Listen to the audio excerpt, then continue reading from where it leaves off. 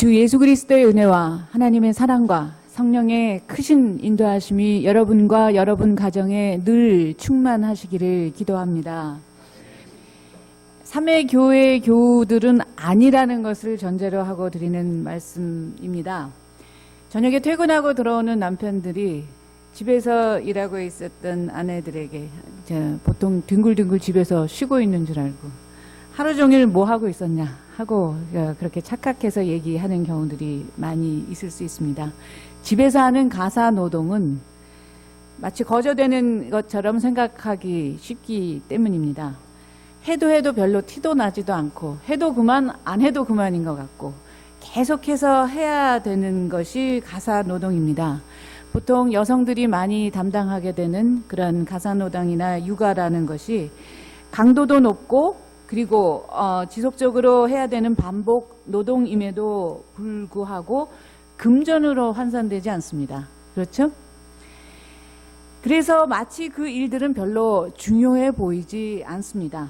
근데 이후 산업사회가 등장하면서 노동은 창조적인 행위가 아니라 재화적인 가치로만 그렇게 이해되었습니다. 노동은 곧 임금 노동으로 축소되어서 이해되었다는 그런 뜻입니다. 개신교에서는 종교개혁 이후에 노동윤리를 굉장히 강조하게 되었지만 이로써 노동의 존엄성은 부각시킬 수 있었지만 임금 노동만을 강조하는 그런 효과를 낳게 됐습니다. 이 말은 그 일의 가치라는 것, 노동의 가치라고 하는 것이 돈으로 환산될 때에만 인정받게 되었었다는 그런 뜻입니다. 증기와 전기가 도입이 되던 근대화와 산업혁명의 시기에 기계와 기술의 발달로 인해서 대량 생산이 가능해지고 경제적인 발전을 가져오던 그런 시기에 칼 막스라고 하는 그런 경제학자는 노동으로부터의 인간의 소외 현상을 말하기 시작했습니다. 막스는 노동 소외의 유형을 노동의 생산물로부터 그리고 노동의 행위로부터 그리고 인간의 존재 자체로부터의 세 가지 차원에서의 소외를 말했습니다. 사람들이 여러 가지로 노동을 하지만 생산하는 대상, 즉 노동의 생산물을 스스로가 즐기고 그 혜택을 얻지 못하고 노동력은 제공을 하지만 그 정당한 대가를 받지 못한 채 하나의 낯선 존재로서 또 생산자로부터 하나의 독립적인 힘으로서 노동과 대립하는 현상을 소외라고 그렇게 말합니다. 사회학적인 의미에서 소외란 사람들이 노동 상황에서 억압을 경험하게 되거나 억압적인 사회 제도와 상호작용하게 되면서 경험하게 되는 여러 형태의 무의미함, 무력감, 허탈감, 상실감, 박탈감 이러한 것들을 말합니다. 이러한 인간 소외란 노동 현장에서 생산성과 안전에 관련된 그런 관점에서 뿐만이 아니라 사람들이 건강하게 일하고 살아가고 사회생활하는 것을 방해하게 됩니다. 오늘 구약성서의 본문은 현실적인 인간사회의 노동의 소외 문제가 완전히 극복된 상황을 말해주고 있습니다. 흔히 대예언서라고 그렇게 이름 붙이는 이사야서의 오늘 본문은요. 학문적으로 세 형태로 그렇게 구분이 되는데 오늘 본문이 바로 그 제3 이사야서에 속하는 그런 부분입니다. 이사야서 65장에서 궁극적으로 하늘에서와 같이 땅에서도 이루어질 새로운 창조의 모습, 하나님 나라가 완성된 그런 모습을 보여주고 있습니다. 그 새 창조에는 모든 형태의 노동에서의 소외 현상이 사라지게 됩니다. 그 결과는 무엇입니까? 아무도 헛되이 수고하지 않는다는 것입니다. 각자의 노동에 대해서 적절한 보상을 받게 되고 그것을 감사하고 즐기게 되어 있습니다. 이사야는 이렇게 말합니다. 집을 지은 사람들이 자기가 지은 집에 들어가 살 것이며 포도나무를 심은 사람들이 자기가 기른 나무의 열매를 먹을 것이다. 자기가 지은 집에 다른 사람이 들어가 살지 않을 것이며 자기가 심은 것을 다른 사람이 먹지 않을 것이다. 오늘날의 현실과는 전혀 다른 아주 이상적인 상황을 묘사하고 있습니다. 우리나라뿐 아니라 전 세계적으로 볼 때 집을 짓느라고 수고하는 노동자보다는 자본 증식으로 땀 흘리지 않고도 손쉽게 돈을 버는 소수의 사람들이 있습니다. 거대 자본을 가진 10%의 사람들이 그렇지 못한 90%의 사람들을 지배하고 있는 것이 오늘날 세계적인 경제 구조입니다. 흙에서 정직하게 농사한 사람들은 수확한 것에 대한 정확한 그런 금전적인 보상을 받지 못하는 경우가 많아서 젊은이들은 우리의 농촌을 떠나게 되었고 농촌은 급격히 노령화되어 있는 것이 오늘날 한국의 사회의 모습이기도 합니다. 우리나라의 젊은이들이 가장 많이 찾는 책이 무엇이라고 여러분들 들으셨는지 모르겠습니다. 정의란 무엇인가? 라는 그런 책들을 가장 많이 찾는다고 하는데 그 이유가 쉽게 이해가기도 합니다. 노동에 대한 대가를 포함해서 이러한 경제적, 사회적 불공정성 때문에 사람들은 정의에 대한 관심, 공정함, 페어니스에 대한 근본적인 열망이 있습니다. 모두가 노력한 만큼 제대로 된 보상을 받고 싶고 기회도 균등하게 갖고 싶지 헛되이 수고하고 싶지 않습니다. 노동은 중요하지만 그 노동에 대해서 어떤 보상을 받을 수 있는가가 관건입니다. 1세기에 살았던 바울에게도 바로 이러한 현상이 중요했기 때문에 바울은 노동의 가치를 굉장히 중요하게 이야기했습니다. 바울은 우리 모두가 알고 있듯이 스스로 천막 짓는 일을 하면서 자비량 선교를 했던 인물이었습니다. 오늘 서신서 본문에서 설명하는 것 같이 바울은 양식도 거저 얻어먹지 않고 누구에게도 짐이 되려 하지 않았습니다. 그래서 스스로 수고하고 고생하면서 밤낮으로 일하였다 했습니다. 바울은 스스로가 모두에게 본이 되고자 했으며 그래서 살아가기 위해 필요한 것을 얻고 일하고 말씀을 전하는데 온 힘을 다 쏟았던 것입니다. 바울의 그 유명한 표현, 오늘 서신서 본문에서 나온 그 표현이죠. 일하기를 싫어하는 자는 먹지도 말라. 이 구절을 그럼 이 4차 산업혁명의 시기, 인공지능 로봇과 기계의 도입으로 자동화된 생산 라인 때문에 사람들이 일자리를 잃어버리고 일하고 싶어도 일할 거리가 없어서 청년 실업의 문제가 심각한 우리의 상황에서는 어떻게 이해해야 되겠습니까? 헬라어로 일을 뜻하는 에르가조마이라고 하는 그 표현은 1차적으로 직업에 관련된 일을 말합니다. 즉 데살로니가 후서 3장 10절에서 일하기 싫어하는 자라는 뜻은 일할 능력과 재능, 시간과 기회가 있음에도 불구하고 일을 제대로 하지 않는 사람을 말하는 것입니다. 일자리가 부족해서 고통당하는 오늘날 현실에 문자적으로 그냥 대비할 수 없다는 뜻입니다. 이 맥락에서는 하나님이 주신 건강과 시간과 재능을 하나님 나라가 올 것이다. 그런 임박한 종말론의 생각을 갖고 있었던 그 사람들은 바로 그런 이유 때문에 제대로 일을 하지 않고 오히려 일을 미루어두고 일을 기피했던 그런 상황 가운데에서 나왔던 말씀이라는 뜻입니다. 이 10절에서 일이 긍정적인 그런 의미를 담았다면요. 이어지는 11절에서는 부정적인 의미를 말하고 있습니다. 일만 만드는 사람이라는 그런 표현을 연이어서 쓰게 되어 있는데 킹 제임스 버전에서는 be a busybody라고 그렇게 번역했습니다. 이 말은 분주한 상태에만 있고 자기 일엔 무관심하면서 다른 사람들의 일에 끼어들어서 분주한 사람을 말하고 있습니다. 그런데 사도 바울은 각자가 각자에게 주어진 사명에 집중하고 다른 사람하고 비교하지 말라고 그렇게 권면하고 있습니다. 하나님의 나라의 비전을 둔 사람이라면 모두가 오늘날 각자의 삶에 충실해야 한다는 것을 강조합니다. 바울은 현재적으로 살아가면서 각자의 일에 충실할 것을 말하는 것이지 생계를 다 내팽개치고 말씀 전하는 일에만 몰두하겠다 하는 그런 열광적인 광신주의를 지지하고 있지 않습니다.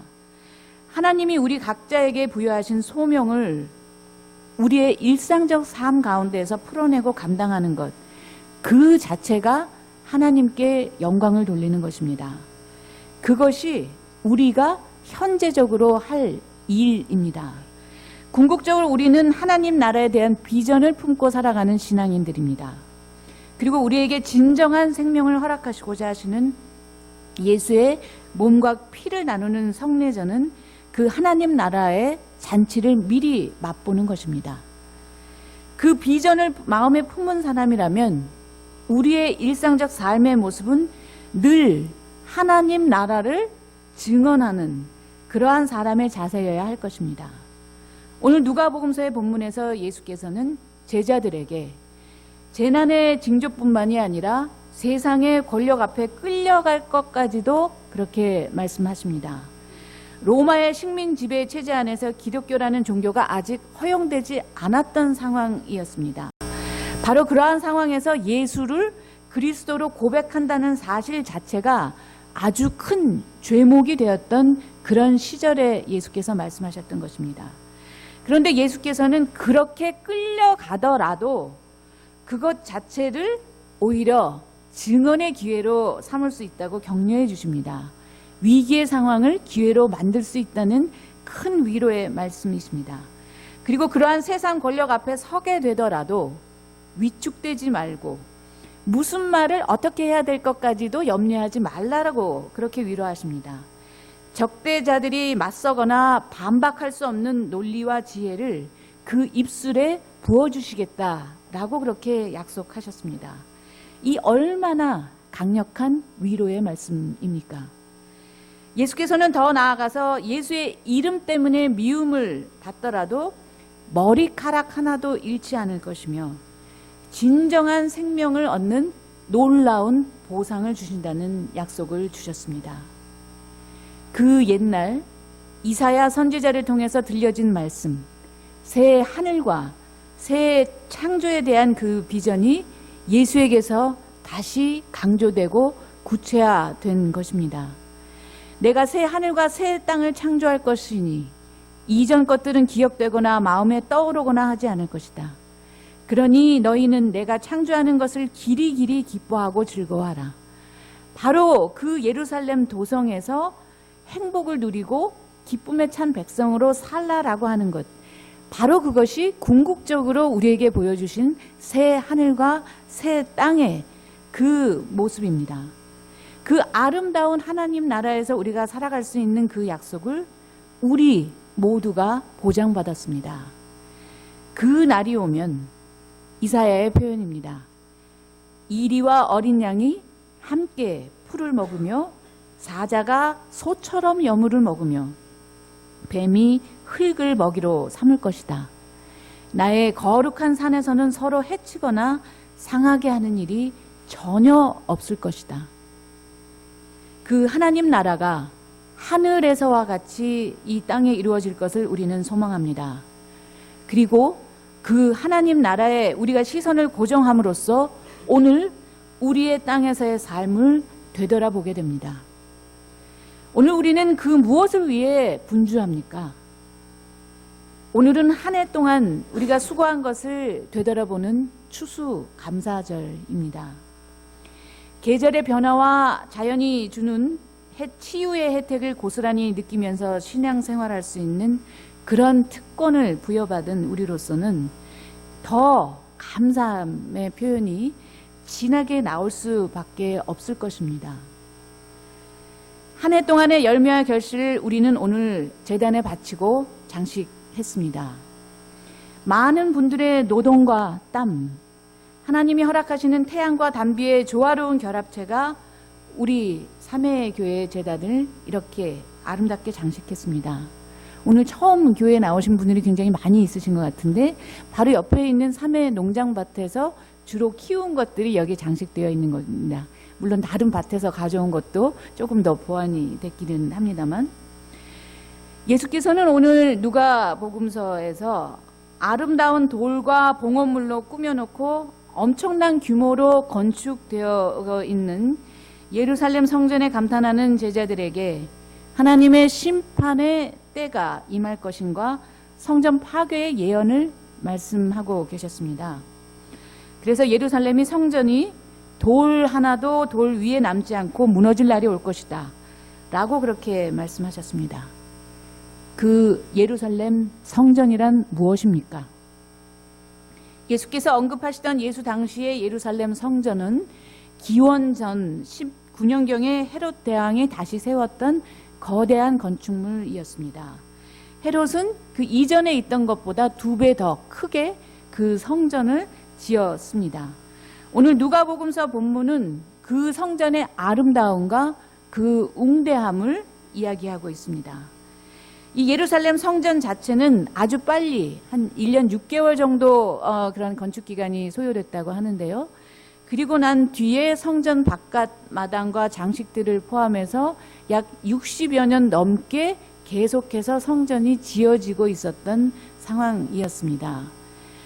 외향적인 것으로만 치장하는 성전 중심의 종교 생활을 했던 그 당시에 이스라엘 정치 종교 지도자들은 엄청난 비용을 들여서 성전의 내부와 외부를 화려하게 장식하려 했던 것입니다. 그러나 하나님은 어떻습니까?